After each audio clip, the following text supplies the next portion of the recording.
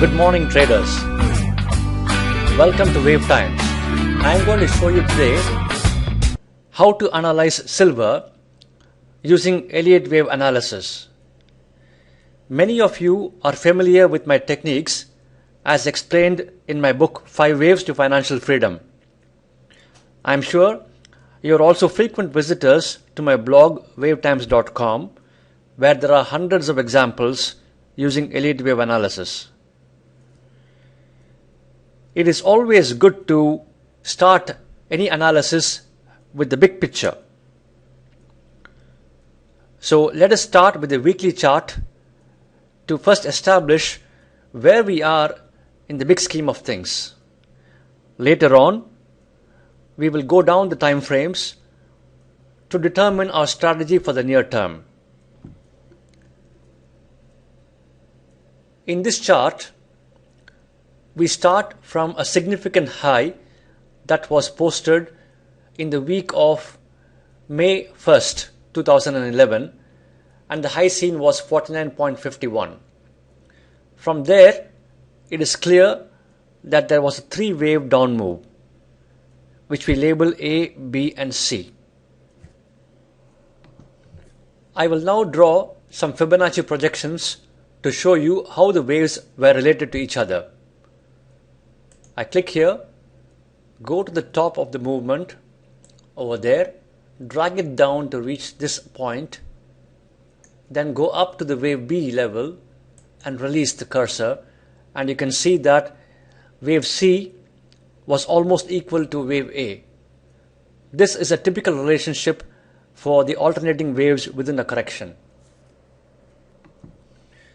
If the wave B had gone to the top of this level, then we would have said that this was a flat correction. However, since wave B fell short of the top, clearly this is a zigzag correction. And once we have a 3-wave zigzag correction, it follows that either we start on the next impulse wave or it's going to unfold into a double zigzag. The way the movements have been happening until now, unless this explodes up, I would err in favor of the view that we are going to go down once more after we correct this first zigzag. Let us figure out how we can do that. At the end of the first zigzag, we normally get a corrective wave called an X wave, which separates the first set of zigzags from the second. And the X wave could take any form. We cannot anticipate what form it will take. But there are some clues as the markets unfold. For example, you have a 3-wave move here, A, B, and C, and then we have this down move. So this ABC is a flat correction because this B wave came quite close to the start of the A wave. However, can the whole move be called an A wave of a higher degree, ABC, and then we have a B wave here?